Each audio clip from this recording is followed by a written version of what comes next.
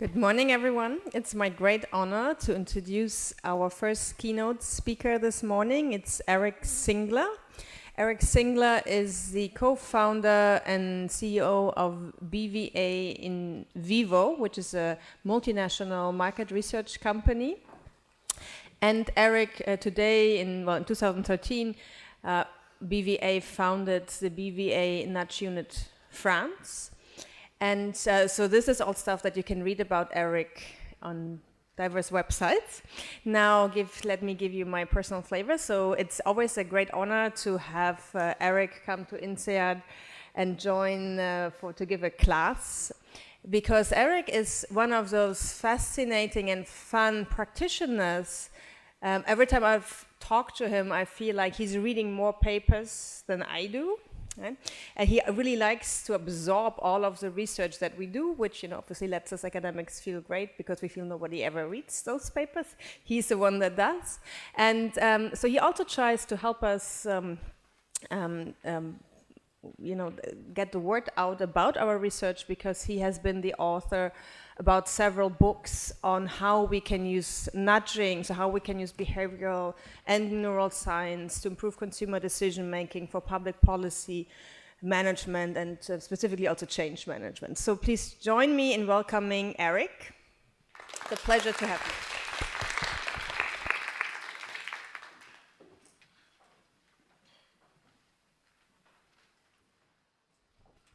you. Hello, everybody. I am really delighted to be here in Yokohama. It is my honor to be here, Hilke, and thanks a lot for your kind words. I have a very bad news for you. I am not a neuroscientist in a conference which is applying neuroscience to business. My expertise maybe is more about behavioral science, but I have a second very bad news. I am not a behavioral scientist. I am a practitioner. And here my ambition is very clear. At the end of this hour presentation and discussion, and would like each of you know very well how to apply behavioral science and nudge to boost organization performance. And not only I would like each of you know quite well this, but in addition, I would like each of you become an ambassador of nudging, especially nudging for good. So let's start with this challenging objective, and feel free to ask at the end of the presentation, to comment, to tell me how you disagree with me, and so on. So, first good news for my community was in 2017. This guy, his name is Richard Taylor, professor at Chicago, won the Nobel Prize. He is not only a behavioral scientist, but he is also the co-author of Nudge, which means that with only one book, you could create a revolution. And it is not a word that I use like this. It is really, now you will see in public policy, a revolution. So it was a great end of the story of behavioral science, because now we could consider that behavioral science is mainstream. We have several researchers from the very first one who have opened some doors, like Herbert Simon or like Rainer Zelten, for sure the father of behavioral economics. His name is Daniel Kahneman, and also more recently we have Robert Shiller. All have won the Nobel Prize in economics.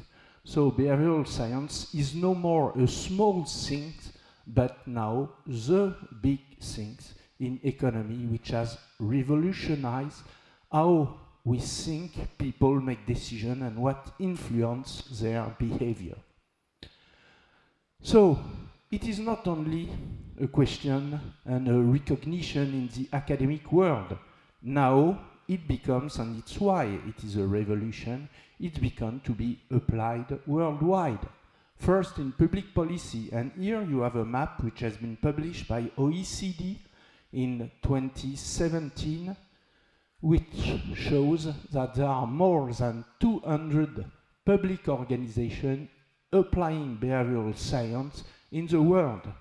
Meaning the book has been published in 2008.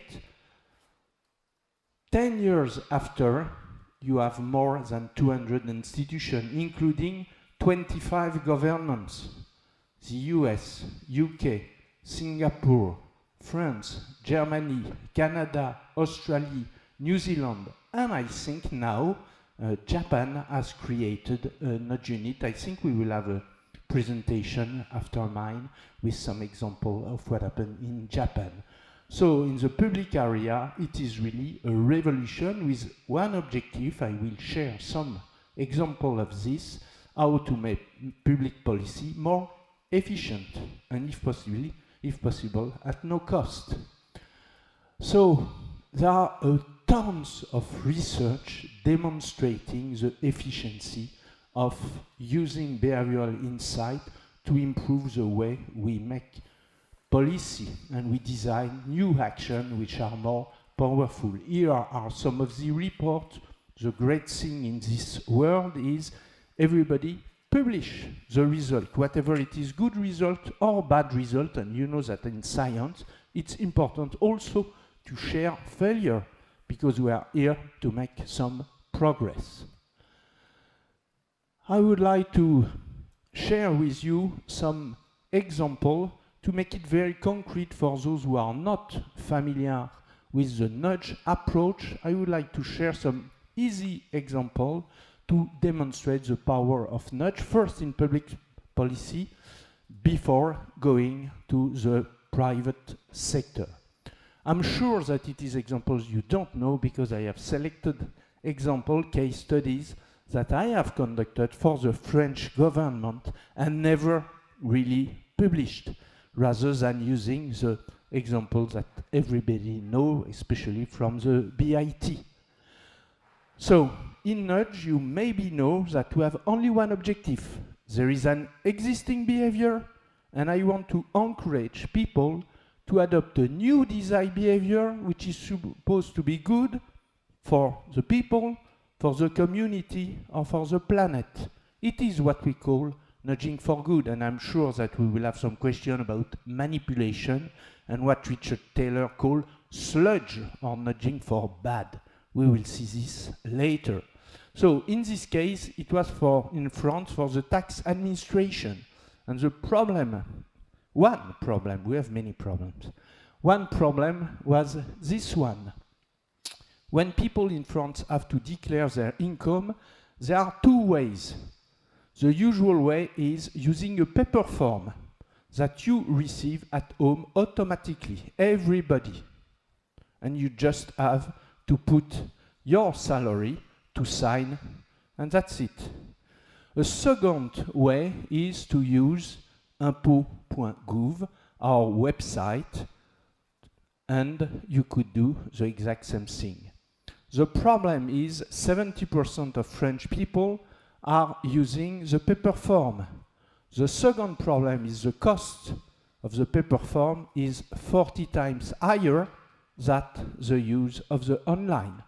So you see, for the government, and I would say for each French people, it would be largely better to use the online way. So what we did is some, like always in nudge, very simple thing. First, we have worked on the notice. At the same time you receive at home your paper form, you receive a notice which is supposed to explain what you have to do and the timeline and so on.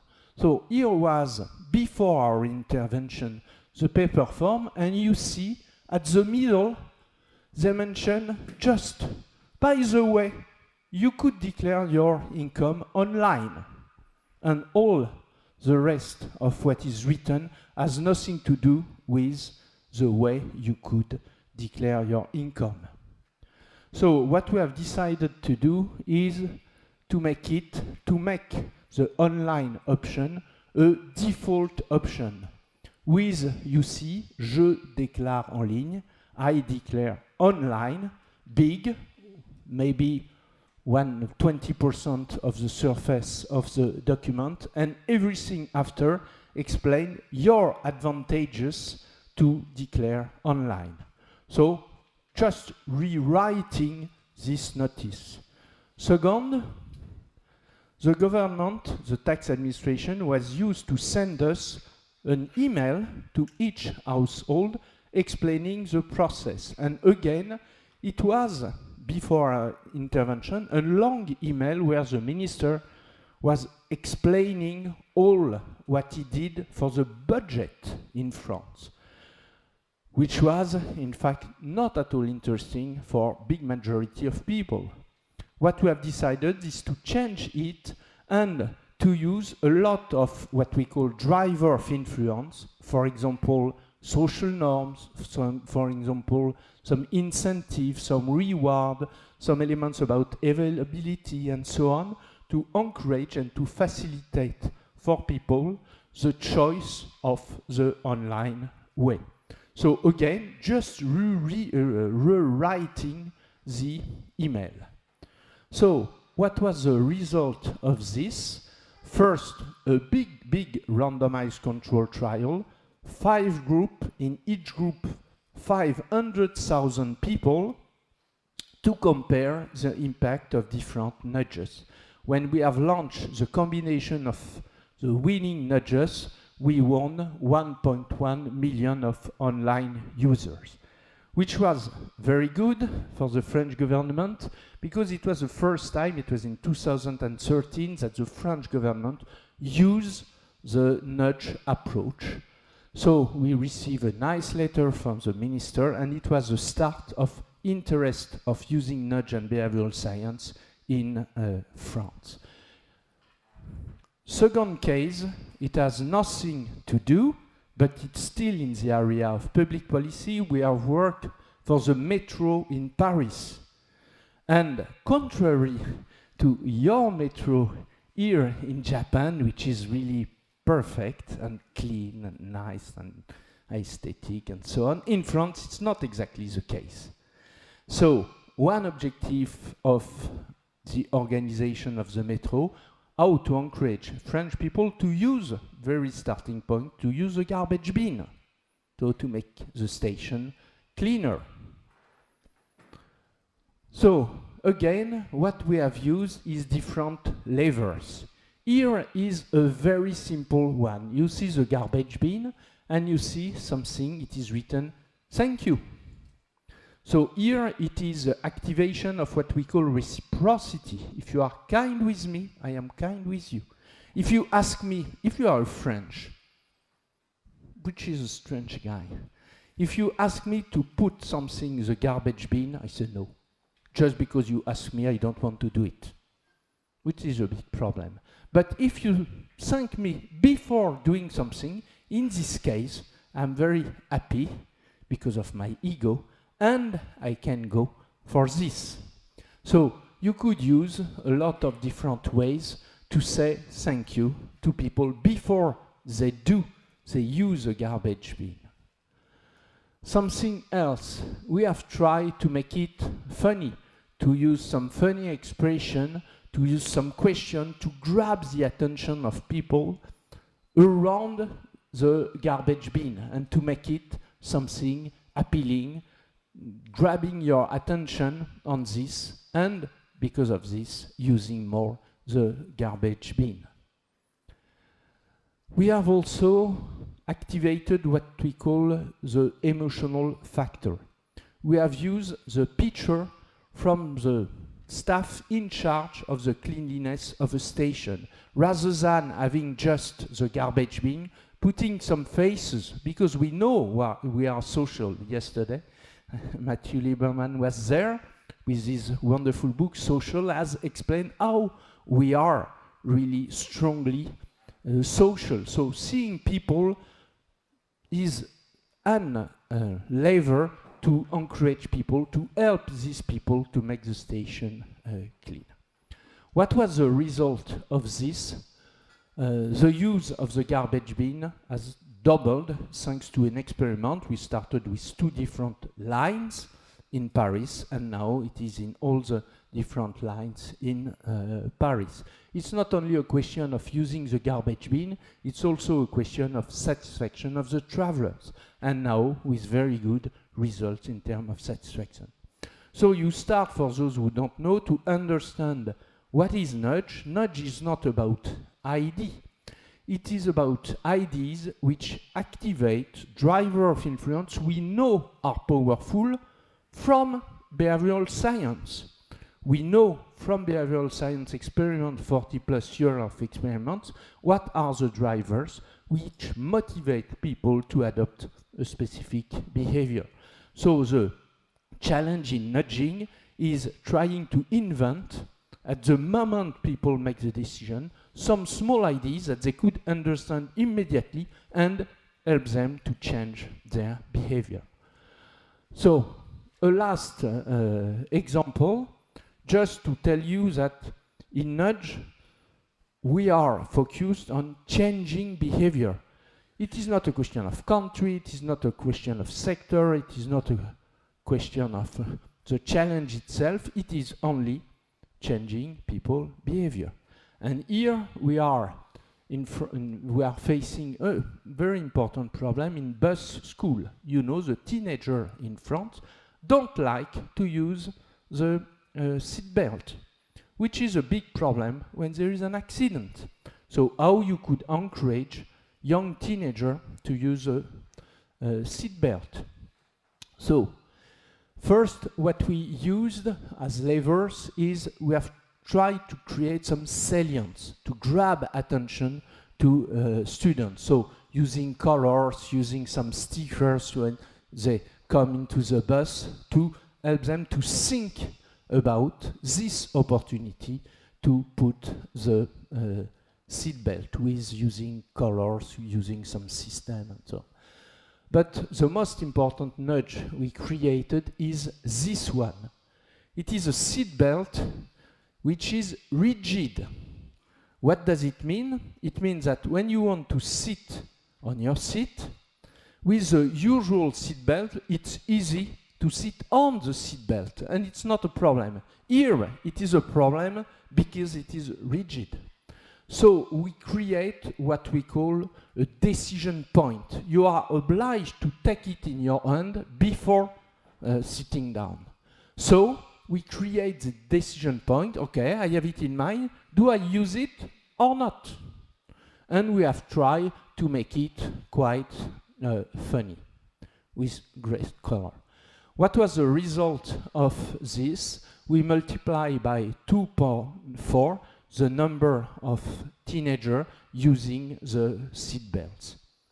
So, just to illustrate the power of nudge, with very small things, we are able to reach big change, and we are used to think that if you want to have big results, you need big action, often very expensive, communication, innovation.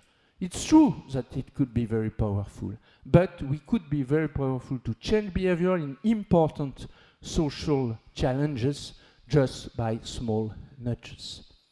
So why this rapid development of the use in the area of public policy of the nudge approach and behavioral science? It's very easy to understand. We could be very efficient to change behavior, and second, it's often at a very modest cost. And governments all over the world are very happy to increase their return on investment. So it is the key to understand why nudge and behavioral science is such a growing area in the public space. But it's not only now used and applied by governments and cities and all this type of public policy areas. In 2015, the now ex-CEO of PepsiCo, her name is Indra Nooyi, has declared in the Harvard Business Review, we have learned a lot from the book Nudge of Thaler and Sunstein. So, at a moment, it was no more just for the public policy, it was starting with private. Why of this? And I was there, it was in 2012. Daniel Kahneman has decided to be keynote speaker at the biggest marketing event in the US, the name is the Marketing Research Event, to share his knowledge with 3,000 marketing directors of all the big companies in the US. So it was a very important starting point, and from this starting point, the keynote speaker the year after was Dan Ariely, and the year after Richard Taylor. So after these 3 keynote speakers, I think you are very convinced about the potential interest of using behavioral science to be better in what you do. Here is just an extract of some of our clients. I founded in 2013 the BVA Nudge Unit, first in France, now we are in Europe, in US. We are going to launch our business on November 7 in Singapore this year. Just to mention all the big companies during the last 6 months applying behavioral science. So it is not a question of sector, it could be with Chanel in Lux, it could be with FMCG company, P&G, Nestle, Kellogg's, in the pharma industry, but also with big organizations like United Nations. I will share a wonderful case with the United Nations, but also with Greenpeace, with WWF, with real estate companies and so on. Because everybody, whatever is the sector, has behavioral challenges. So I would like now to go more in detail about how organization could use behavioral science and nudge. And first, what I call nudge marketing, it was the title of my first book, how we could use nudge and behavioral science to change what I call external target behavior, meaning customer, travelers, patient, citizen, all this type of external target. And I will come back later on how to use nudge to change employee behavior. So what are some of the typical topics we have, typical challenge we face in this area? It could be, how could I create a wonderful customer experience? I will share an example with Chanel. We could consider how to use, it was another experiment, but I will not come back to it, another experiment with the TGV in France about cleanliness. We work a lot, in fact it is our biggest sector with the pharma industry, how to encourage patients to be compliant to their treatment. We all think patients are compliant because it is a question of death or life, but we are not. So how to encourage, to help them to create habits, routines, to help them to be very compliant. We also work with a lot of Ministers of Health on another topic which is very important, how to help physicians, doctors, not to make mistakes or to stick with habits which are old habits, quite obsolete. So big topics in the area of public health. We work with FMCG company, for example, this case was for Colgate, how to encourage people who only brush their teeth once a day, twice a day. In the US, it is 35% of people who brush their teeth only once a day. If you are Colgate, you are very happy if people brush their teeth twice a day. But if you are the US government, you are also very happy because it is a question of health. A big topic is how you could nudge an app or a website, and I have selected one case to explain what we can do with a website to encourage visitors to do what you would like them to do in their interest and in your interest. So a lot of different topics, from customer experience to switching from the physical world to the digital world. You know, for example, in telecom or in banking, it is a key topic. Could I encourage my clients to stop using my physical services because I'm not so sure that the experience is great, and to go to the online world? So some really rapid example. Nudging the customer experience. With Chanel, you know Chanel? I know everybody knows this French brand. They work hard to create an outstanding client experience. Why? Because their prices are very high. So if you are a client at Chanel, you absolutely expect a wonderful experience. So how we could use some small thing in Nudge to make a better experience? We have used the idea of scarcity to, I would say, feed the big ego that a lot of Chanel clients had. So we create for some specific items a number, like in art, like in lithography, to say it is the number 54 among a series of 200. When we did this, there was an increase by 55% of the sales of the items, because you are proud to buy something which is unique, and it fits perfectly well with the idea you have of Chanel. And loss aversion also, activating loss aversion. Why loss aversion? Because there is only one. If you lose this opportunity to buy this one, maybe the limited edition will be ended. Second example, you maybe know the famous rule by Daniel Kahneman, the peak and end rule. We know that an experience is not the addition of each moment of an experience, but some moments have a stronger role, especially peak, emotional peak, whatever it is, good or bad, and the end of the experience. So for Chanel, we have created something which is very simple, a small kind of postcard with a quote by Gabrielle Chanel. So when you end your visit, you are going to leave the store, I give you, even if you didn't buy anything, I give you a little card, a little gift, which create an emotional peak at the end at a cost which is very low. And you create some form of reciprocity. Chanel was very nice with me, maybe I could come back, and I have it in my memory.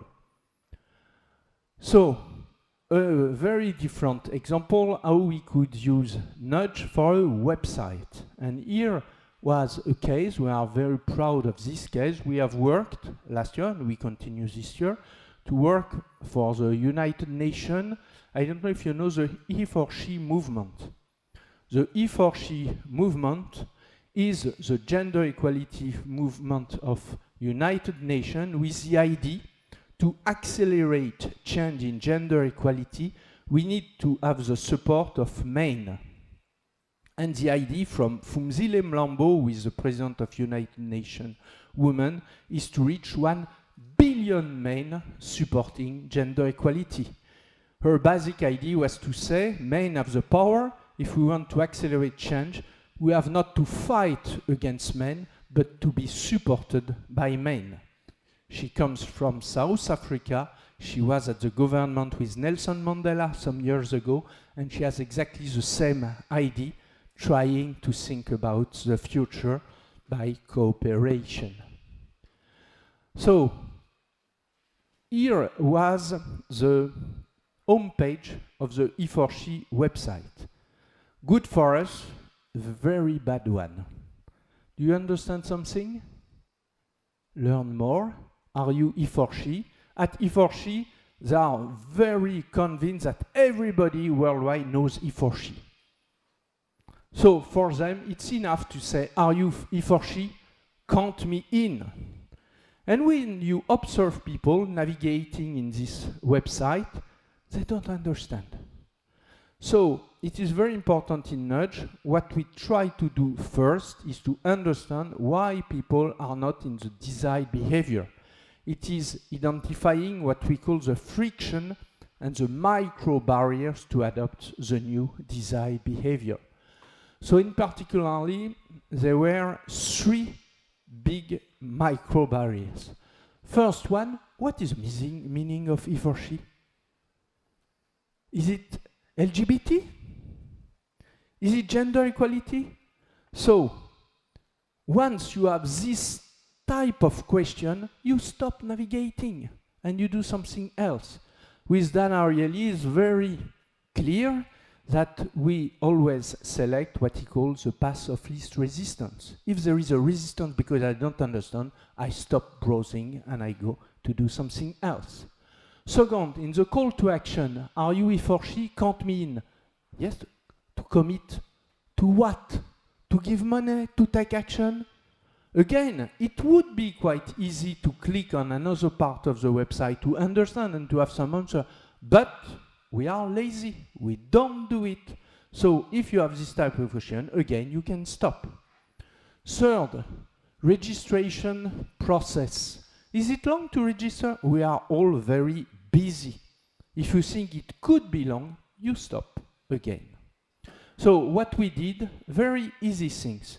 First, we create what we call your personal invitation. He or she is an invitation for men and people of all genders to stand in solidarity with women to create a bold, visible and united force for a gender equal world.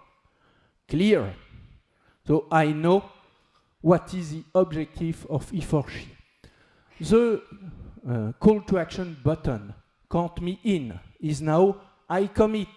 And if you have some question just below the I commit, it's free to commit, only take 10 seconds. So in Nudge, we try to understand the friction and to answer to the friction at the moment you have the question. And we try also to activate some other, not only removing the micro barrier, but to activate new positive driver of influence. For example, we use picture, we use Emma Watson, we use a lot of people. We create video to make this whole website more emotional. We use social norms to say, look at the number of people each day who are joining, with some effect, with what we call the I am he or she. You are proud, take a picture of you with a he or she, put it on the website, and you will have your picture on the website, activating ego, because we are all ego people. So what was the result of this from day 1 to day 2? From a 2% conversion rate between visiting and commitment to 24%. So still room for improvement, but this change had 50,000 additional people by day, which is 1 million in 20 days. So just adding some small nudges in this website. So you can do it for each website to understand why people have some difficulties and what you could do. It's about nudge marketing. So you see, you could create a customer experience, you could make a website much more powerful, you could change your external target behavior. But you could also use nudge and behavioral science for the workplace. And it is my last book, in fact.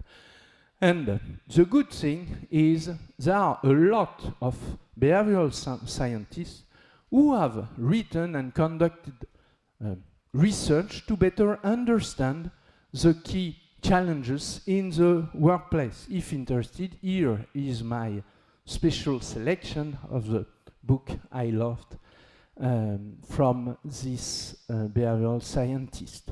What we have learned 4, from me, key elements, the 4 challenges in the workplace. The employee engagement challenges, we'll see later. The efficacy challenge, the what I call winning behavior challenge, and the decision challenge. And I would like very rapidly explain why each of these is a challenge and to share final case study. First, the engagement challenge. I like very much Barry Schwartz. He was very well known because he was the author of When Less is More. Okay, maybe you have read this book. Here is analysis about the workplace in his book, small, very small, but very insightful. Why we work. For more than 2 centuries, we have absorbed as a society and as individuals some false ideas about our relationship to work. To say it very rapidly, we all think that, and all CEO mention that people are at the heart of their company, at the heart of their strategy, that their objective is to create engagement. And in fact, when we analyze very concretely, a lot is still done as if we were Homo economicus, only interested and motivated by carrot and sticks. I want a promotion, I want more money, and so on. And decades of research by all these behavioral scientists have demonstrated that we are much more complex than this. I will come back later on this. So, first, often human resource practices are based on a false vision of the man, of human. And second, when we know, we don't do. And it is what people say. Okay, it is written in front of my website in the wonderful speech of my CEO, but daily it is not what I experienced. And the result of this, it is a research with 1.8 million people worldwide, conducted by Gallup every 2 years. 87% of employees are not engaged at work. We have only 13% which are engaged, and the double which is who is strongly disengaged, working every day against his company. So a big gap between everybody saying, yes, people are at the heart of my company, and because what people feel and perceive. And at the end of the day, we know that companies where people are engaged are much more profitable than the other.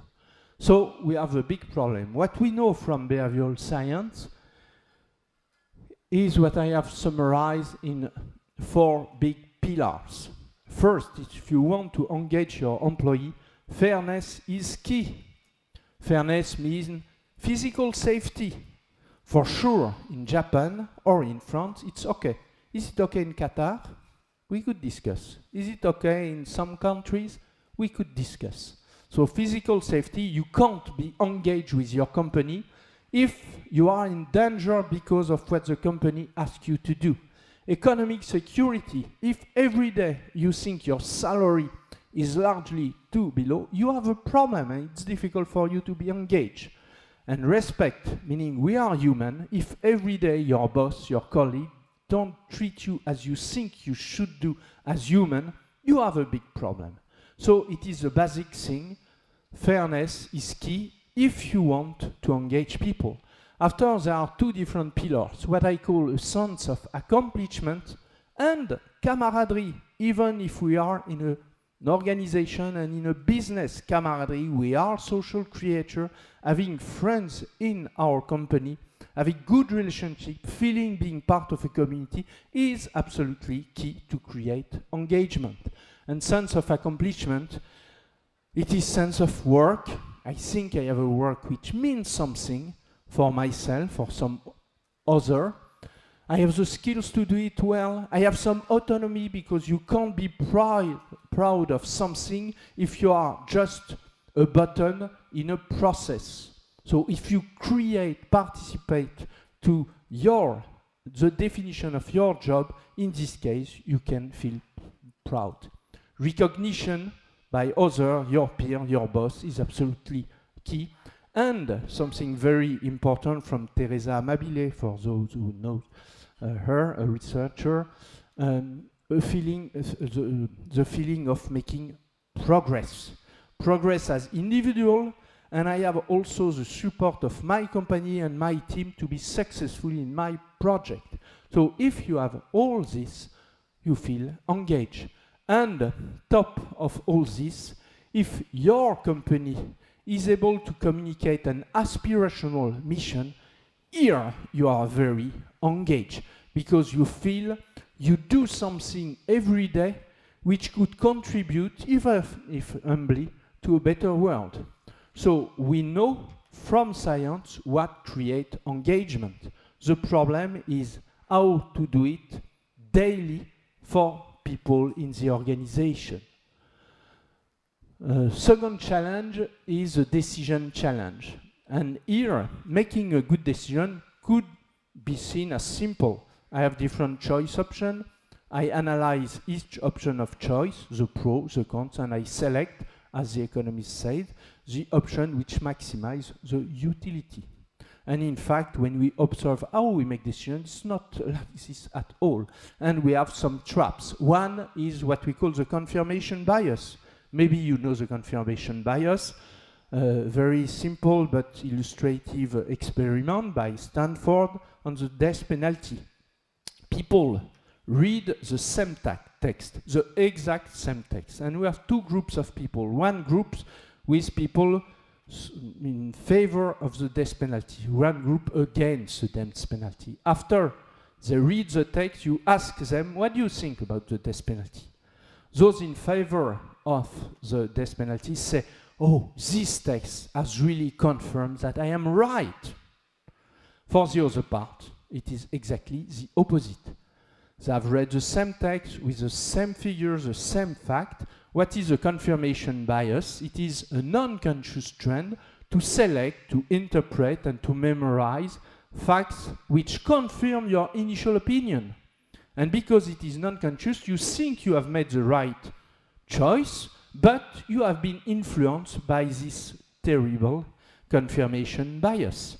So here is why a decision could be very difficult. There is another one which is very easy to explain, the overconfidence bias. We are all, as humans, overconfident in our capacity, in our judgment versus others.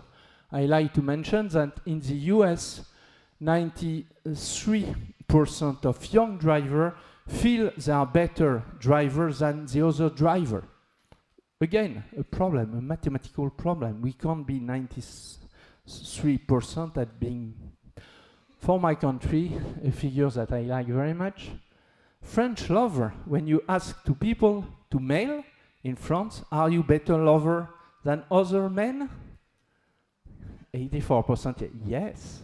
Here again, we have a mathematical problem. But again, to make a right decision in the workplace, just understanding the confirmation bias and the overconfident and the confirmation bias is enough to see why making a relevant decision is so difficult. Because we are influenced by this non-conscious cognitive bias. Third big problem in the workplace, what I call the winning behavior. The winning behavior is we have to learn, we have to change, we have to adapt, we have to cooperate, whatever is our job. And it is not natural. Why it is not natural? Because, for example, of a statu quo bias. You know the statu quo bias. I like this quote by Dan Ariely. People generally avoid changes, even if they are minor, and even when another path is clearly better. So there is a big problem. What is the consequence of this? Here, a figure by McKinsey, 70% of transformation plans are failure because of this statu quo bias. We just explain, we don't try to communicate in a system one way, in an engaging way, to help people to go with the change. And last one, the efficacy challenge. Again, in the organization, we try to be efficient, but again, from a behavioral science perspective, it is very difficult. Just two examples, again, what we call the decision fatigue. And here is a terrible research conducted by Ben Gurion Columbia University studying the quality of judicial decision. And in fact, in summary, when we are in good shape, we make good decisions, but when we are tired, we could make at least very different decisions, and we come to the default option. Okay, you are in prison, you stay in prison. And I don't invest time and energy to understand why it should change. So making a decision is also difficult because we are human and tired. So how you organize yourself and your process to avoid decision fatigue. And multitasking. You know that we are in the world of multitasking and we are very bad at multitasking. There are plenty studies demonstrating that we are very bad at multitasking, losing efficacy. So the good news is we have solution in behavioral science. First, because we understand this, we are able to precisely describe all these challenges, and starting to understand is the beginning of wisdom. So what we use to change internal behavior and to make a company more competitive. We have three levels: the processes, what we call the psychological environment, and the physical environment. So what type of topics you could work on? For example, how to encourage people to create more engagement, how to reinforce safety at work, how to create a workplace more equal. And we work for BNP Paribas, for example, to have not only 80% of women in the human resource department and 80% of men in the global banking department, where the salary are high. So a lot of topics like this, but also helping Chanel, in this case, the board, to make better decisions as a group.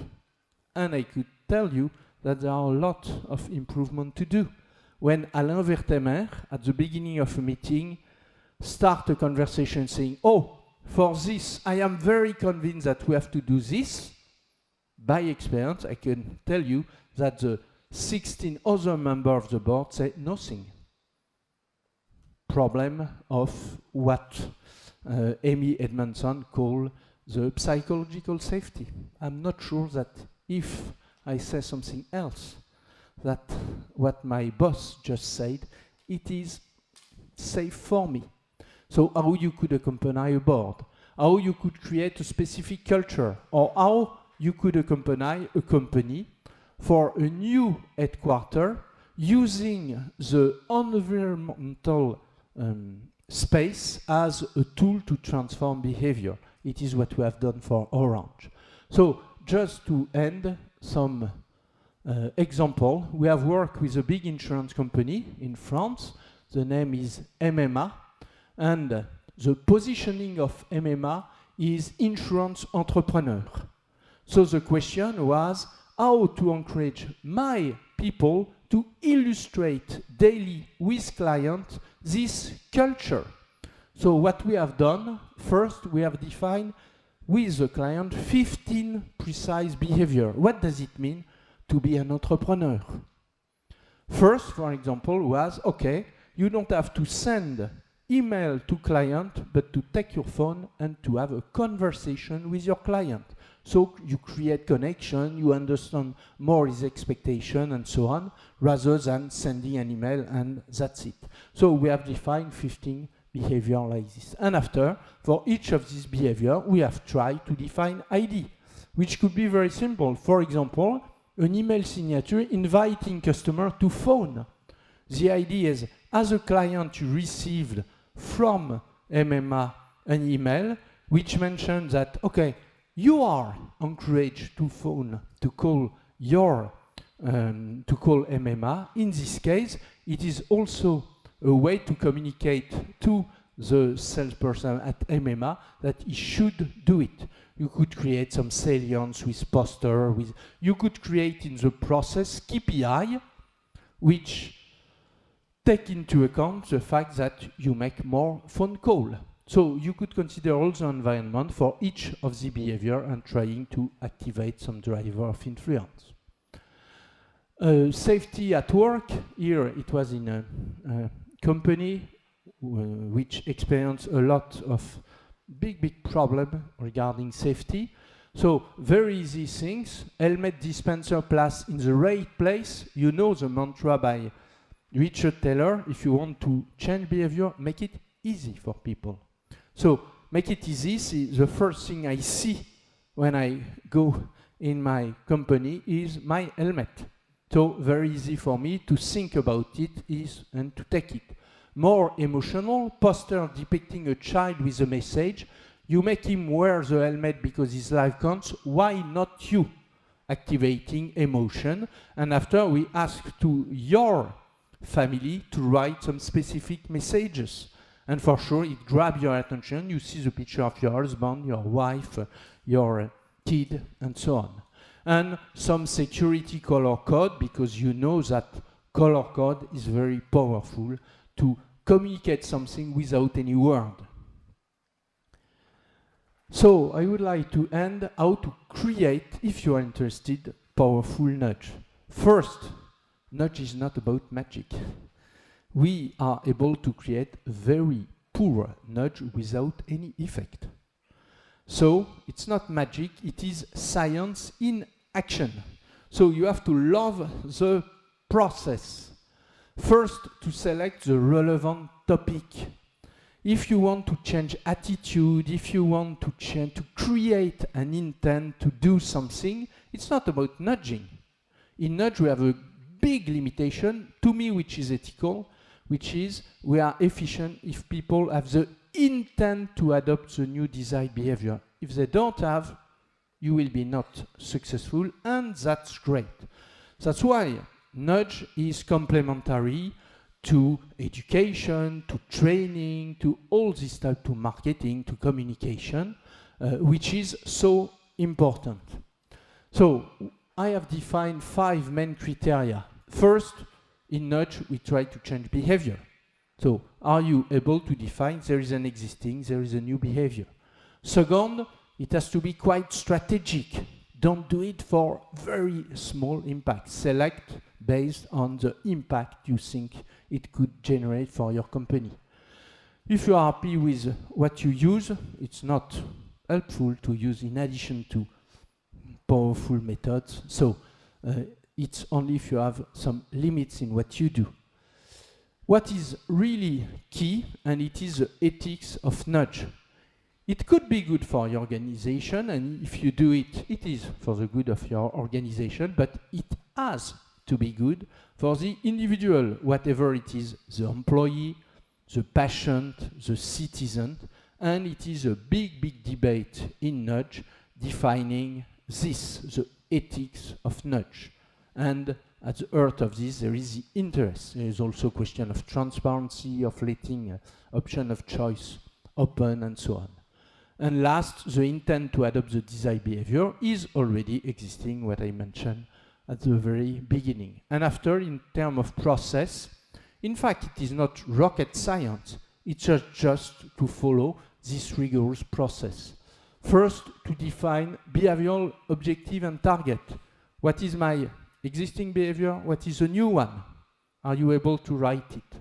Second, trying to identify why people, by observing, not only by interviewing people, but with ethno-research and data, which really explain why people, all the micro barriers which make people not being in the right behavior.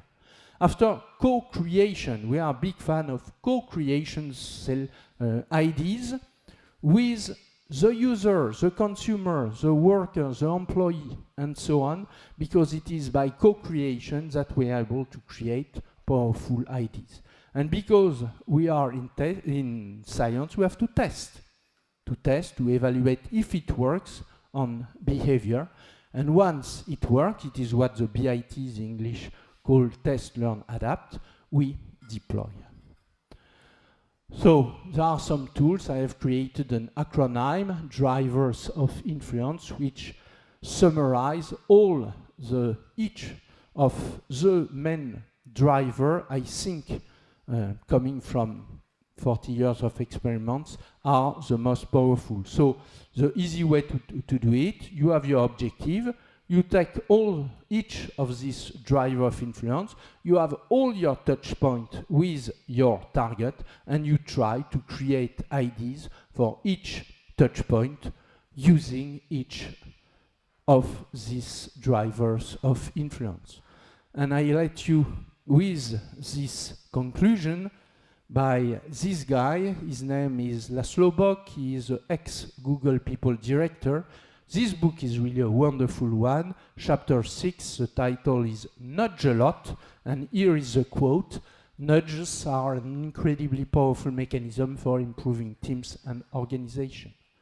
Thank you.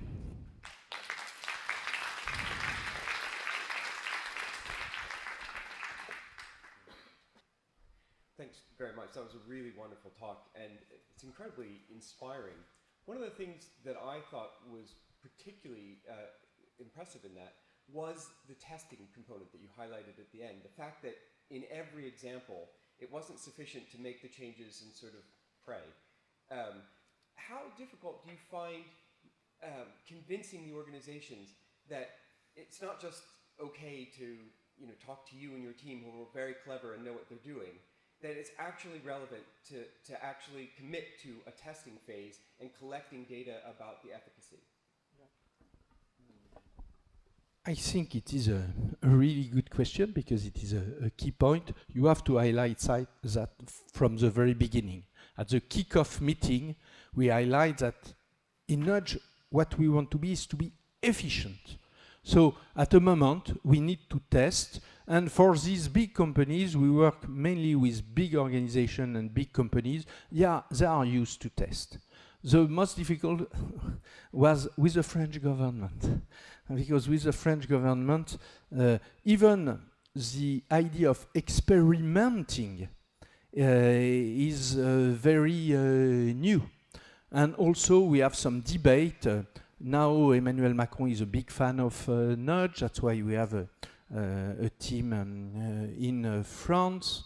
But at the same time, what he often told me is, okay, for your test, but not a randomized control trial for 2 or 3 years, because in 3 years I have my re-election.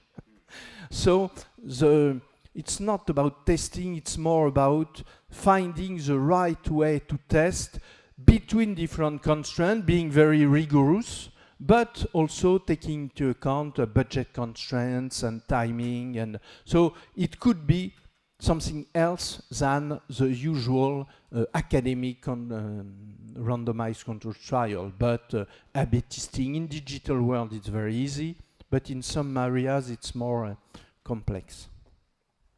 Fantastic. I've seen that there's a ton of Slido questions, and many of which are really good, but if there's also any people who want to ask questions, just come up to a mic, and we'll shoot to the first Slido question. Is a great one. How long does the nudge effect continue? And at some point, do you need to sort of refresh it to keep it going? I mean, the tax example was exactly. It is a very good question. When we select a nudge, in fact, we have 7 criteria. For example, the size of the target. For example, do we think the level of influence is strong, and so on. And we have this question, do you think the effect will be a one-time effect? And in fact, it depends, and I have a second part of my response. It depends. For example, salience, it is often, if you have people who are in habits, you know certainly the idea of the in the toilet, the fly in the toilet, to encourage men to to have a target and to avoid some problems. If it is the same people which are who are in contact with the same nudge, in this case the effect decline, because grabbing attention is about difference. If it is different people, you could use the same salient mechanism which works. So it depends of which mechanism. That's why generally we don't have one or two or three nudges. We have a combination of different nudges at different touch points which combine and aggregate their effect. One to grab your attention, and after we try to have something which help you to create habits and so on. Hey there, great talk. So, I mean, this kind of relates a bit to the question up there about culture. I guess I just want to kind of rephrase it in a slightly different way and just put attention on it, which is, like, I'm wondering if you've had any particular experience where you thought that culture was a particular kind of barrier to applying a nudge in a way that you might imagine. So I'm just interested in a particular experience. Meaning when you have to convince an organization to use nudge?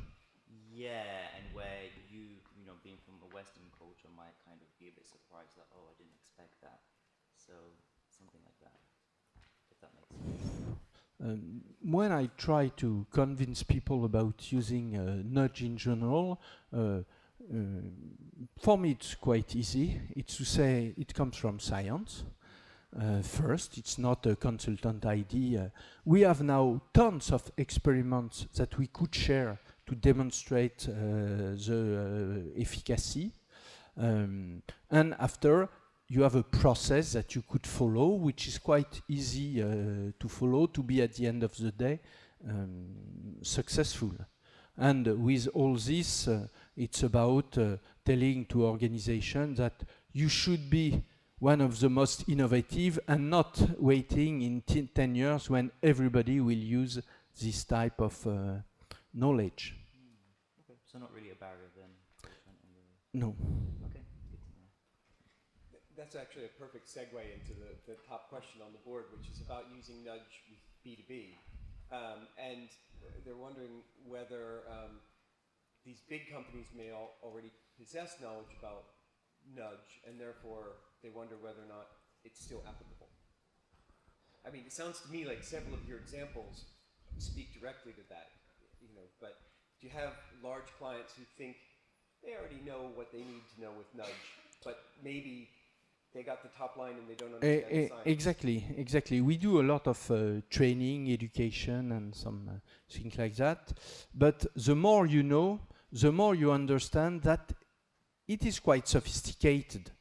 And that's why even the big companies, now there are a lot of big companies having created a behavioral science unit at P&G, for example, but they are still very interested to work with external supplier, like they don't have an advertising agency, a promotion agency, and so on. That's good that they know more and more, because my ambition is to tell them, okay, you have different levels, know this level from behavioral science, and after we will see if you could do it directly, daily you could apply it, or more specifically, and you could need some help in this case.